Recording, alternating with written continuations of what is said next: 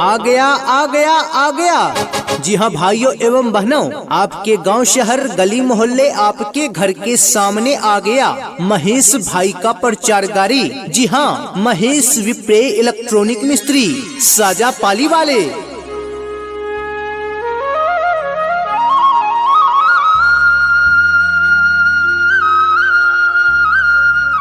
जी हाँ भाइयों एवं बहनों, महेश विप्रे इलेक्ट्रॉनिक मिस्त्री साजा पाली वाले पंखा, cooler, fridge, mixie, TV, DTH, LED TV, torch, stabiliser, home theatre और भी कई तरह के इलेक्ट्रॉनिक सामान का रिपेयरिंग करते हैं। अगर आपके घर में भी किसी भी प्रकार का इलेक्ट्रॉनिक सामान खराब हो, जैसे पंखा, cooler, fridge, mixie, TV, DTH, LED TV, torch, stabiliser, home theatre इत्यादि खराब हो, तो अभी आप हमारे महेश भाई से संपर्क कर सकते हैं। महेश भाई का प्रचार गाड़ी आपके गली मोहल्ले में खड़ी है। आप अभी संपर्क करें महेश इलेक्ट्रॉनिक मिस्त्री साजा पाली वाले से।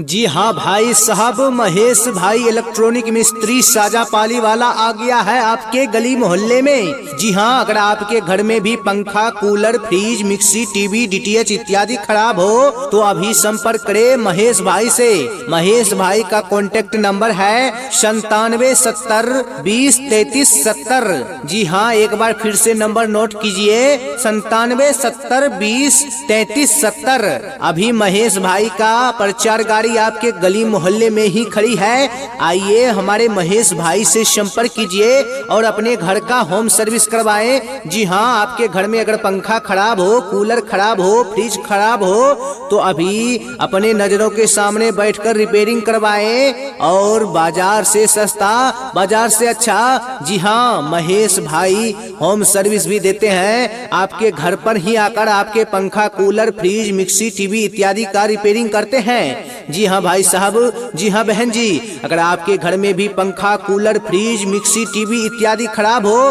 तो अभी संपर्क करें हमारे महेश भाई से।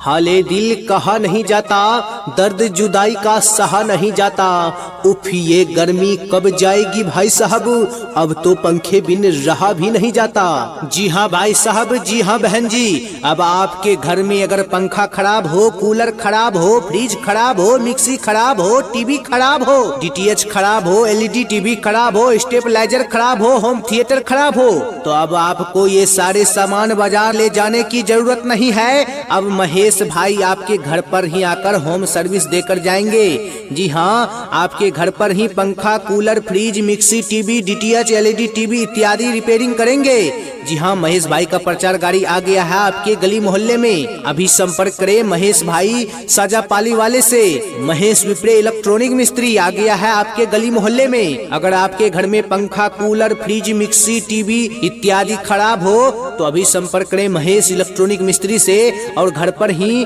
पंखा, कूलर, टीवी, फ्रिज, मिक्सी इत्यादि का रिपेयरिंग करवाएं, वो भी बाजार से सस्ता।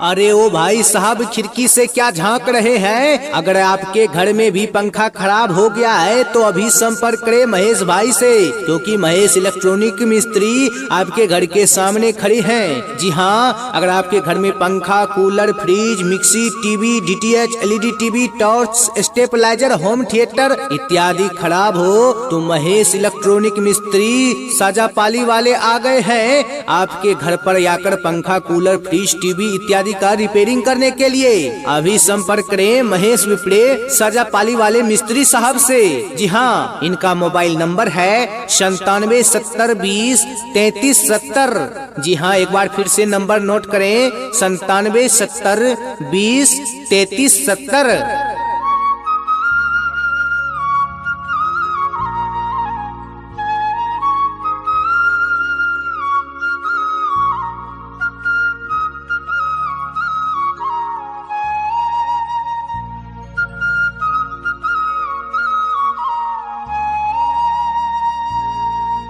आ गया आ गया आ गया। जी हाँ भाइयों एवं बहनों, आपके गांव शहर गली मोहल्ले आपके घर के सामने आ गया महेश भाई का प्रचार गाड़ी। जी हाँ, महेश विप्रे इलेक्ट्रॉनिक मिस्त्री साजा पाली वाले।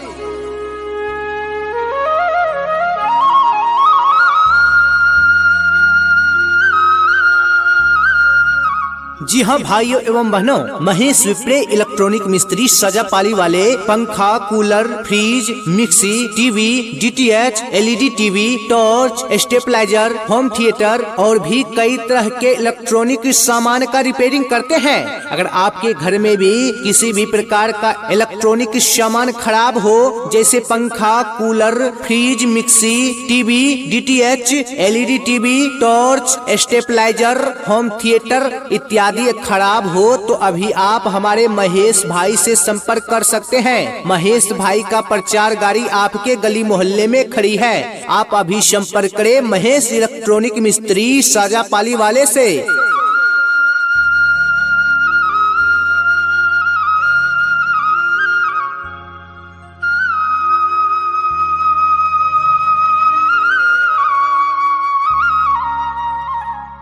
जी हाँ भाई साहब, महेश भाई इलेक्ट्रॉनिक मिस्त्री साजा पाली वाला आ गया है आपके गली मोहल्ले में। जी हाँ, अगर आपके घर में भी पंखा, cooler, fridge, mixie, TV, DTH इत्यादि खराब हो, तो अभी संपर्क करें महेश भाई से। महेश भाई का कॉन्टेक्ट नंबर है 9770203370। जी हाँ, एक बार फिर से नंबर नोट कीजिए 9770203370। अभी महेश भाई का प्रचार गाड़ी आपके गली मोहल्ले में ही खड़ी है। आइए हमारे महेश भाई से संपर्क कीजिए और अपने घर का होम सर्विस करवाएं। जी हाँ, आपके घर में अगर पंखा खराब हो, कूलर खराब हो, फ्रिज खराब हो, तो अभी अपने नजरों के सामने बैठकर रिपेयरिंग करवाएं और बाजार से सस्ता, बाजार से अच्छा। जी हाँ, महेश भाई होम सर्विस भी देते हैं। आपके घर पर ही आकर आपके पंखा, कूलर, फ्रिज, मिक्सी, टीवी इत्यादि का रिपेयरिंग करते हैं। जी हाँ भाई साहब, जी हाँ बहन जी, अगर आपके घर में भी पंखा, कूलर, फ्रिज, मिक्सी, टीवी इत्यादि खराब हो, तो अभी संपर्क करें हमारे महेश भाई से।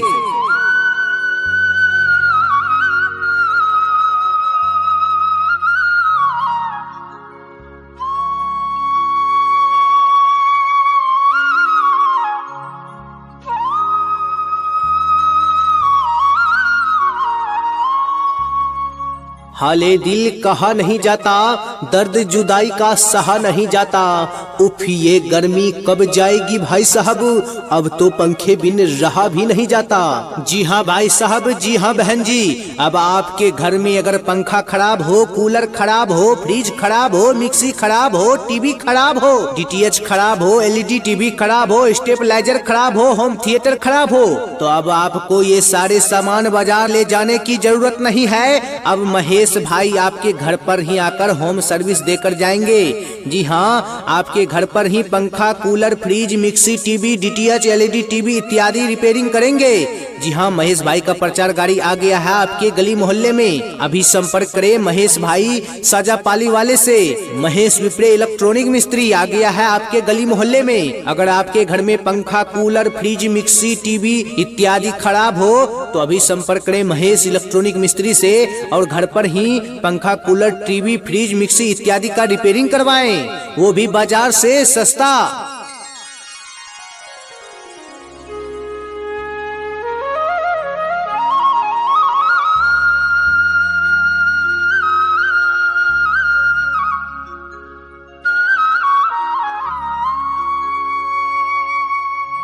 अरे ओ भाई साहब, खिड़की से क्या झांक रहे हैं? अगर आपके घर में भी पंखा खराब हो गया है तो अभी संपर्क करें महेश भाई से, क्योंकि महेश इलेक्ट्रॉनिक मिस्त्री आपके घर के सामने खड़ी हैं। जी हाँ, अगर आपके घर में पंखा, cooler, fridge, mixie, TV, DTH, LED TV, torch, stabiliser, home theatre इत्यादि खराब हो तो महेश इलेक्ट्रॉनिक मिस्त्री साजापाली वाले आ गए हैं आपके घर पर आकर पंखा, कूलर, फ्रिज, टीवी इत्यादि का रिपेयरिंग करने के लिए। अभी संपर्क करें महेश विप्रे साजापाली वाले मिस्त्री साहब से। जी हाँ, इनका मोबाइल नंबर है 9770203370। जी हाँ, एक बार फिर से नंबर नोट करें 9770203370।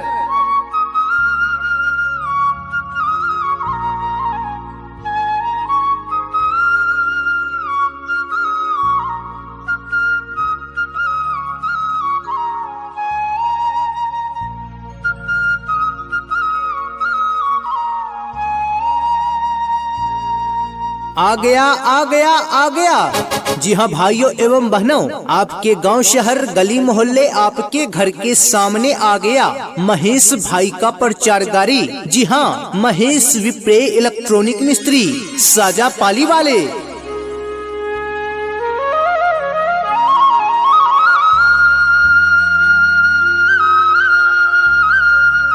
जी हाँ भाइयों एवं बहनों, महेश विप्रे इलेक्ट्रॉनिक मिस्त्री साजापाली वाले पंखा, cooler, fridge, mixie, TV, DTH, LED TV, torch, stabiliser, home theatre और भी कई तरह के इलेक्ट्रॉनिक सामान का रिपेयरिंग करते हैं। अगर आपके घर में भी किसी भी प्रकार का इलेक्ट्रॉनिक सामान खराब हो, जैसे पंखा, cooler, fridge, mixie, TV, DTH, LED TV, torch, stabiliser, home theatre इत्यादि खराब हो तो अभी आप हमारे महेश भाई से संपर्क कर सकते हैं। महेश भाई का प्रचार गाड़ी आपके गली मोहल्ले में खड़ी है। आप अभी संपर्क करें महेश इलेक्ट्रॉनिक मिस्त्री साजापाली वाले से।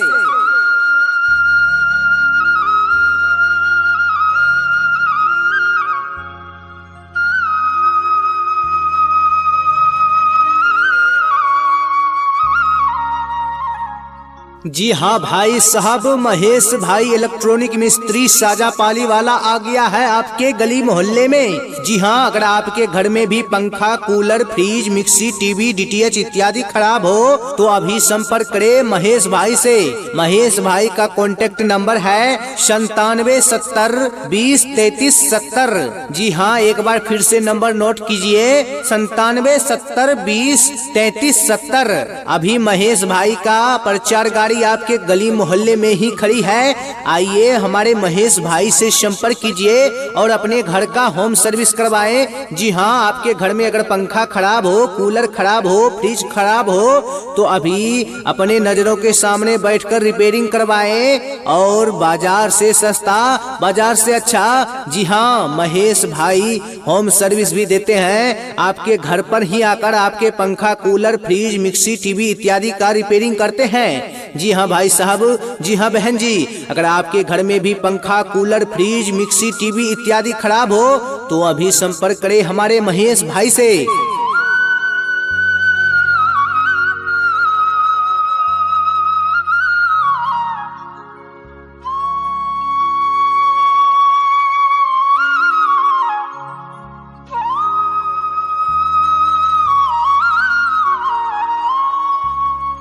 हाले दिल कहा नहीं जाता, दर्द जुदाई का सहा नहीं जाता।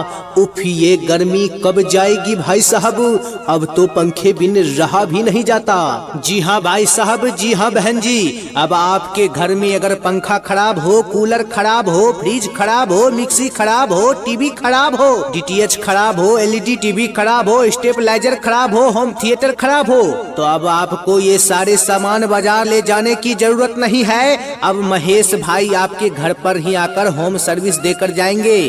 जी हाँ, आपके घर पर ही पंखा, cooler, fridge, mixie, TV, DTH, LED TV इत्यादि रिपेयरिंग करेंगे।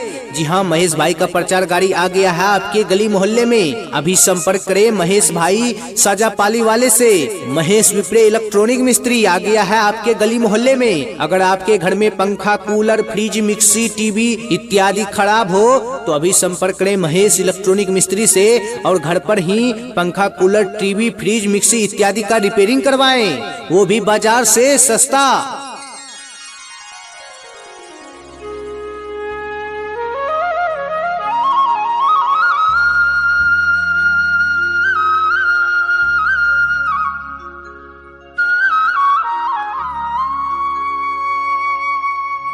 अरे ओ भाई साहब, खिड़की से क्या झांक रहे हैं? अगर आपके घर में भी पंखा खराब हो गया है तो अभी संपर्क करें महेश भाई से, क्योंकि महेश इलेक्ट्रॉनिक मिस्त्री आपके घर के सामने खड़ी हैं। जी हाँ, अगर आपके घर में पंखा, cooler, fridge, mixie, TV, DTH, LED TV, torch, stabiliser, home theatre इत्यादि खराब हो तो महेश इलेक्ट्रॉनिक मिस्त्री साजापाली वाले आ गए हैं आपके घर पर आकर पंखा, कूलर, फ्रिज, टीवी इत्यादि का रिपेयरिंग करने के लिए। अभी संपर्क करें महेश विप्रे साजापाली वाले मिस्त्री साहब से। जी हाँ, इनका मोबाइल नंबर है 9770203370। जी हाँ, एक बार फिर से नंबर नोट करें 9770203370।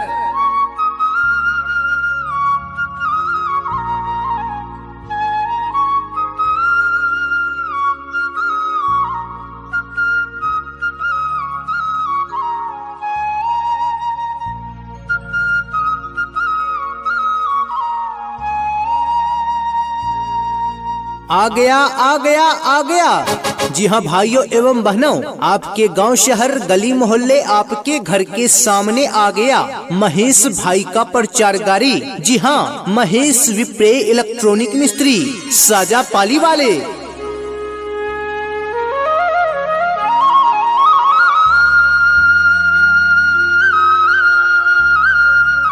जी हाँ भाइयों एवं बहनों, महेश विप्रे इलेक्ट्रॉनिक मिस्त्री साजापाली वाले पंखा, cooler, fridge, mixie, TV, DTH, LED TV, torch, stabiliser, home theatre और भी कई तरह के इलेक्ट्रॉनिक सामान का रिपेयरिंग करते हैं। अगर आपके घर में भी किसी भी प्रकार का इलेक्ट्रॉनिक सामान खराब हो, जैसे पंखा, cooler, fridge, mixie, TV, DTH, LED TV, torch, stabiliser, home theatre इत्यादि खराब हो तो अभी आप हमारे महेश भाई से संपर्क कर सकते हैं। महेश भाई का प्रचार गाड़ी आपके गली मोहल्ले में खड़ी है। आप अभी संपर्क करें महेश इलेक्ट्रॉनिक मिस्त्री साजापाली वाले से।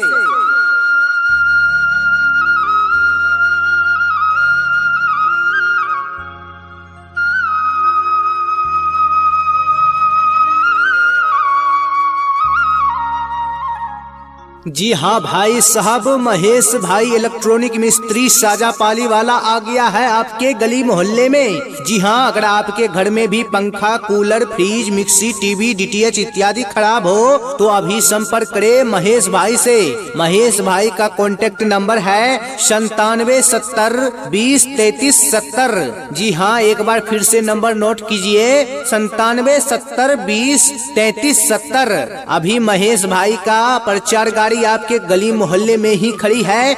आइए हमारे महेश भाई से संपर्क कीजिए और अपने घर का होम सर्विस करवाएं। जी हाँ, आपके घर में अगर पंखा खराब हो, कूलर खराब हो, फ्रिज खराब हो तो अभी अपने नजरों के सामने बैठकर रिपेयरिंग करवाएं और बाजार से सस्ता, बाजार से अच्छा। जी हाँ, महेश भाई होम सर्विस भी देते हैं। आपके घर पर ही आकर आपके पंखा, कूलर, फ्रिज, मिक्सी, टीवी इत्यादि का रिपेयरिंग करते हैं। जी हाँ भाई साहब, जी हाँ बहन जी, अगर आपके घर में भी पंखा, कूलर, फ्रिज, मिक्सी, टीवी इत्यादि खराब हो तो अभी संपर्क करें हमारे महेश भाई से।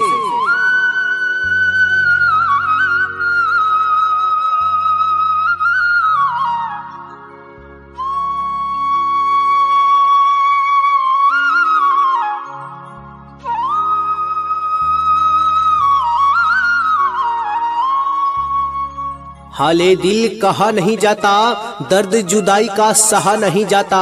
उफ ये गर्मी कब जाएगी भाई साहब, अब तो पंखे बिन रहा भी नहीं जाता। जी हाँ भाई साहब, जी हाँ बहन जी, अब आपके घर में अगर पंखा खराब हो, कूलर खराब हो, फ्रिज खराब हो, मिक्सी खराब हो, टीवी खराब हो, डीटीएच खराब हो, एलईडी टीवी खराब हो, स्टेबलाइजर खराब हो, होम थिएटर खराब हो, तो अब आपको ये सारे सामान बाजार ले जाने की जरूरत नहीं है। अब महेश भाई आपके घर पर ही आकर होम सर्विस देकर जाएंगे। जी हाँ, आपके घर पर ही पंखा, cooler, fridge, mixie, TV, DTH, LED TV इत्यादि रिपेयरिंग करेंगे।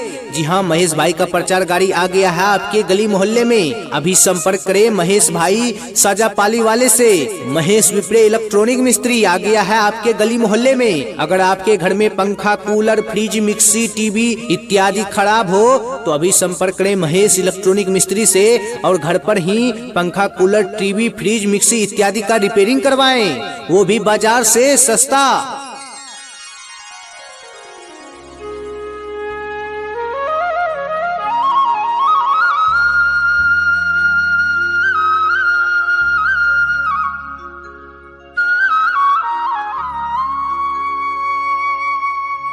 अरे ओ भाई साहब, खिड़की से क्या झांक रहे हैं? अगर आपके घर में भी पंखा खराब हो गया है तो अभी संपर्क करें महेश भाई से, क्योंकि महेश इलेक्ट्रॉनिक मिस्त्री आपके घर के सामने खड़ी हैं। जी हाँ, अगर आपके घर में पंखा, cooler, fridge, mixie, TV, DTH, LED TV, torch, stabiliser, home theatre इत्यादि खराब हो तो महेश इलेक्ट्रॉनिक मिस्त्री साजापाली वाले आ गए हैं आपके घर पर आकर पंखा, कूलर, फ्रिज, टीवी इत्यादि का रिपेयरिंग करने के लिए। अभी संपर्क करें महेश विप्रे साजापाली वाले मिस्त्री साहब से। जी हाँ, इनका मोबाइल नंबर है 9770203370। जी हाँ, एक बार फिर से नंबर नोट करें 9770203370।